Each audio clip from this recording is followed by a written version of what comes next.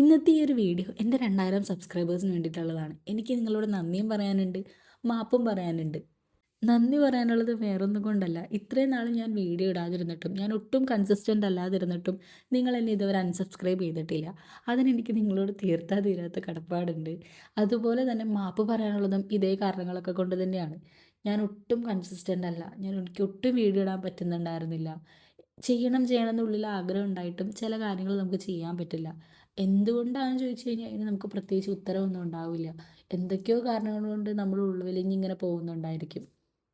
കുറച്ച് നാളായിട്ട് ആ ഒരു അവസ്ഥയിൽ തന്നെയായിരുന്നു ഞാൻ. എനിക്കൊരു കാര്യങ്ങളും ചെയ്യാൻ പറ്റുന്നുണ്ടായിരുന്നില്ല. ഈവൻ എൻ്റെ മുൻപിൽ കാര്യങ്ങൾ ഉണ്ടായിരുന്നിട്ട് പോലും അതിനോടൊക്കെ ഒരു ഒരു ഒന്നിനോടും എനിക്കൊരു ഇൻട്രസ്റ്റ് ഉണ്ടായിരുന്നില്ല.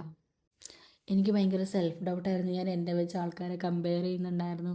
അങ്ങനെ ഒരുപാട് കാര്യങ്ങൾ ചെയ്ത് ഞാൻ തന്നെ എന്നെ ലിറ്ററലി ഡൗൺ ആക്കിക്കൊണ്ടിരിക്കുകയായിരുന്നു. ഇനി കുറച്ചാൾ പോസിറ്റീവ് ആവണമെന്ന് എനിക്ക് ആഗ്രഹമുണ്ട്. ബട്ട് എത്രത്തോളം നടക്കുമെന്ന് എനിക്കറിയില്ല. പക്ഷേ ഞാൻ കൺസിസ്റ്റൻ്റ് ആവാൻ എൻ്റെ മാക്സിമം ട്രൈ ചെയ്യും. അപ്പോൾ അതിൻ്റെ ഒരു പടിയാണ് ഈ ഒരു വീഡിയോ. ബിക്കോസ് ഇത്ര നാളത്തെ എൻ്റെ ഇൻസെക്യൂരിറ്റീസ് എല്ലാം ഈ ഒരു വീഡിയോയിലുണ്ട്. എൻ്റെ കഴുത്ത് കറുത്തിരിക്കുന്നത് നിങ്ങൾക്ക് എല്ലാവർക്കും കാണാം. കഴിഞ്ഞ എല്ലാ വീഡിയോസിലും നിങ്ങൾ എടുത്തു നോക്കിയാൽ നിങ്ങൾക്കറിയാം. അതെങ്ങനെയെങ്കിലും മറയ്ക്കാൻ വേണ്ടിയിട്ട് ഞാൻ മുടിയിട്ടും അഡ്ജസ്റ്റ് ചെയ്തൊക്കെ ഒരുപാട് കഷ്ടപ്പെട്ടാണ് വീഡിയോ ചെയ്തുകൊണ്ടിരുന്നത്.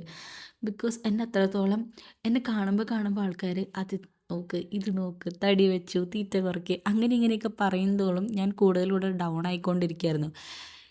എന്തോ എനിക്ക് പഴയ പോലെ പഴയ എന്നെ കാണണമെന്ന് എനിക്ക് ആഗ്രഹം ഉണ്ടായിരുന്നിട്ട് പോലും പലപ്പോഴും ഞാൻ സ്റ്റാർട്ട് ചെയ്യുന്നതെല്ലാം എനിക്കങ്ങ് ഫിനിഷ് ചെയ്യാൻ പറ്റുന്നുണ്ടായിരുന്നില്ല. അതെന്തുകൊണ്ടാണെന്ന് ചോദിച്ചാൽ എനിക്ക് ലിറ്ററലി അറിയില്ല. പക്ഷേ ഇത്തവണ എന്തായാലും ഞാൻ കൺസിസ്റ്റൻ്റ് ആയിരിക്കും. എന്തായാലും എന്നെക്കൊണ്ട് പറ്റുന്ന പോലെ ഞാൻ എല്ലാ കാര്യങ്ങളും ചെയ്യും. ഈ ന്യൂ ഇയറിൽ ഞാൻ എടുത്തേക്കുന്ന റെസൊല്യൂഷനാണത്. ഞാൻ മാക്സിമം ഞാനായിട്ട് തന്നെ ഇരിക്കാൻ ശ്രമിക്കും. എൻ്റെ എല്ലാ കാര്യങ്ങളും ഞാൻ ഒരു മടിയും കൂടാതെ ചെയ്യാൻ ഞാൻ ശ്രമിക്കും. അപ്പോൾ ഇത്രയും നാൾ എന്നെ സപ്പോർട്ട് ചെയ്തതിന് എനിക്ക് നിങ്ങളോട് ഒരുപാട് നന്ദിയുണ്ട്. ഇനിയും അത് നിങ്ങളുടെ ഭാഗത്തു നിന്ന് ഞാൻ പ്രതീക്ഷിക്കുന്നു. ഇനി തൊട്ട് ഞാൻ നിങ്ങളെ നിരാശപ്പെടുത്താതെ എല്ലാ ദിവസവും മാക്സിമം ഞാൻ വീഡിയോ